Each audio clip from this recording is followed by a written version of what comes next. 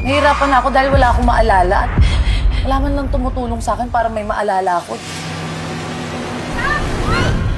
Ako si Toyang, ang nag-iisang heredera ng mga Cervantes. Ang gusto ko, simple pero slay. Toyang, ako si Randy, ang asawa mo. Papa, ito ano sinasabi niya? Na, Asawa ko to.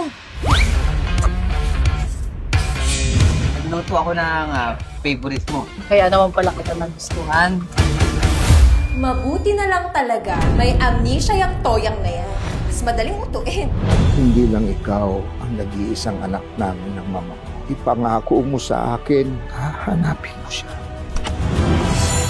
Hindi nyo na kailangan maghanap. Dumating na po si Doc. Dala na daw po niya yung resulta ng DNA test ni Don Enrico at ni Ma'am Estela. It's true! Ikaw nga. Ako to! Shirley! Shirley! Shirley! Kahit na sino sa inyo!